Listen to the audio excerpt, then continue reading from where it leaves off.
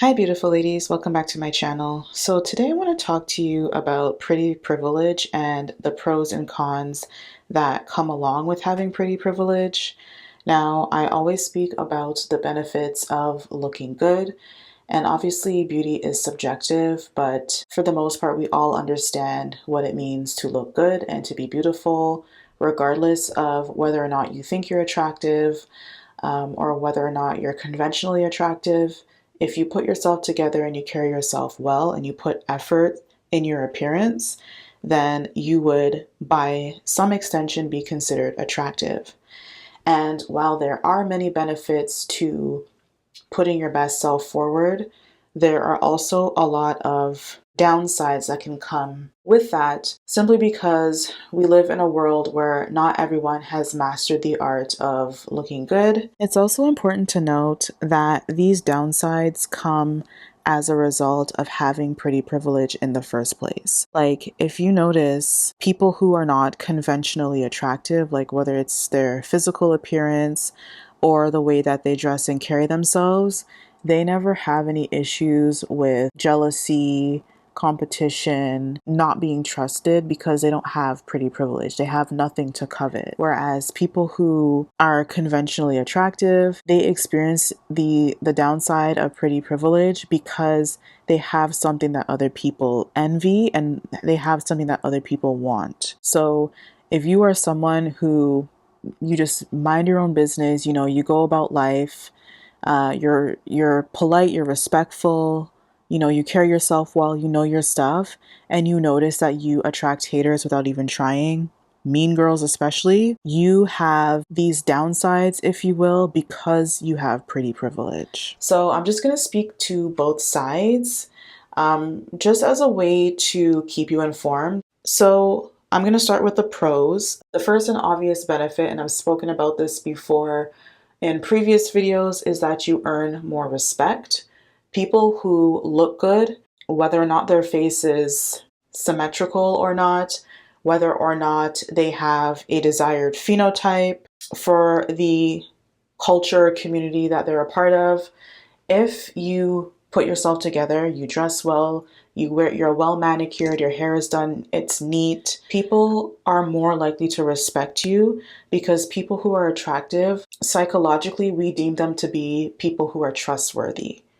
Okay, like if you can take the time and effort to put yourself together and to look presentable, then you must be someone who is trustworthy, because you pay attention to detail and you take your time in achieving perfection, if you will. And that goes for your body type as well. Okay. But the downside to this is sometimes you're kind of put under a microscope, in that people are watching your every move, and some people are also watching for you to fail so that they can be like, you see, no one is perfect, right? They already, in their mind, they think that you think that you're perfect because you put so much energy and effort into your appearance, maybe more than the average person does. And so, well, you must think that you are above everyone else. And so some people kind of prey upon your downfall. They want to see you maybe have a bad day, even if something as simple as you being sick. If you are sick, like they'll be like, well, you should still look good because, you're so perfect. Like, I remember when Kim Kardashian was pregnant with Northwest, people made memes about her saying that she looked like a killer whale and just all sorts of nasty things. And it's like, she was pregnant. Like, another benefit to pretty privilege is that you get special privileges and treatment. People will often come to your rescue. I've had people give me discounts at stores that I didn't ask for. I remember one time I got out of a ticket from running a red light. I was totally at fault and I was willing to accept the consequences. I was not paying attention. But because I guess I look presentable and I handle myself well, the police officer was like, you know what? You don't have a record. Don't worry about it. Don't do it again. And so I was able to get out of that. If I looked stereotypical, I had a bonnet maybe on, or I was aggressive I had an attitude, then I probably would have definitely gotten that ticket, and rightfully so, because I was at fault. But I kind of just sat there. I had my hands on the steering wheel so he could see. And this is not to boast about, running the red light, but whatever. I'm saying this to say that people will automatically assume that you made a mistake because you don't look like a threat, because you look presentable. And yeah, we all have good and bad days, but for the most part, when you put an effort into your appearance, people will acknowledge that and they'll be more likely to trust you. The downside to that is that you don't really fit in anywhere especially based on your phenotype, especially if you are a Black exotical. Now, and I've said this before, I do not believe in trying to find acceptance everywhere or trying to insert yourself in places and hope that people will accept you. I believe in pedestalizing yourself and centering yourself in order to create your own representation. And then that's a form of alchemy. People will be attracted to that confidence because it's like, wow, that person is really sure of themselves. They must kind of have a handle and a grasp on life.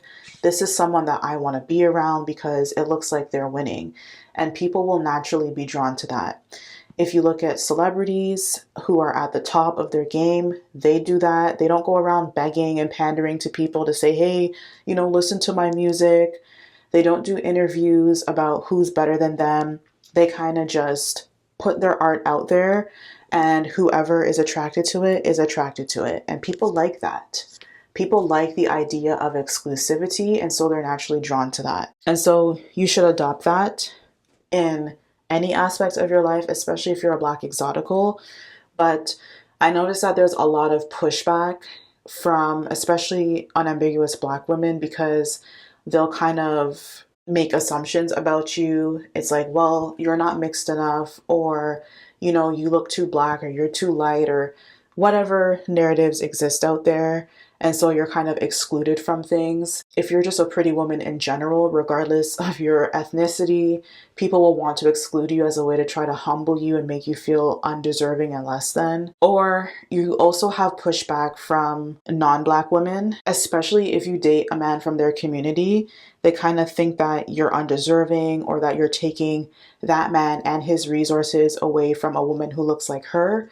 And so she takes it personally. Some non-Black women kind of have, and when I say Black in this context, just for those who are new to the channel, I'm talking about ambiguous Black women or biracial or monoracial women who identify as Black. They kind of have this internalized racism where they think that, you're less than, especially if their only encounter or representation of Black women is just the ratchets that they see on social media or in the media in general.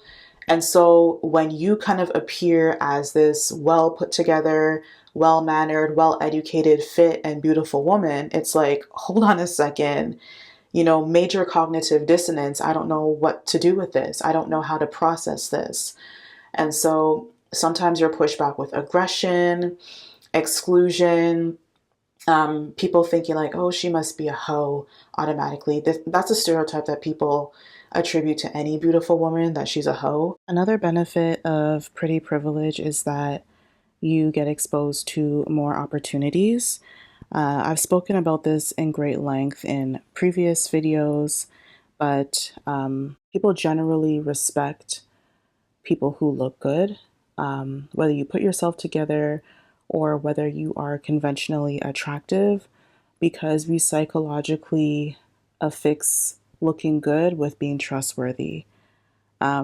So you're more likely to be promoted, you're more likely to get modeling contracts. But on the flip side, you often have to contend with jealousy and competition, especially by, in particular, insecure women and men. So women who want to be you, or who acknowledge aspects of you that they wish they had, or men who want to be with someone like you, but they are lacking within themselves, and so they're intimidated by your beauty. So there are pros and cons, but as I always say in life, you need to choose your hard. There's always going to be something hard in life. There's always going to be something difficult, but you need to choose what type of hard you want to live. So Do you want to live a hard life where, you hold yourself back because you're afraid of people's opinions and, you don't want to step on anyone's toes or make anyone upset by being your full authentic self? Or do you want to achieve all that you want to achieve? Do you want to face the hardships of having to work on yourself, level up, achieve your goals while having to contend with haters, but you have the satisfaction of living a fulfilling life? All right, let me know what you think about this video, and I'll see you in the next one. Bye.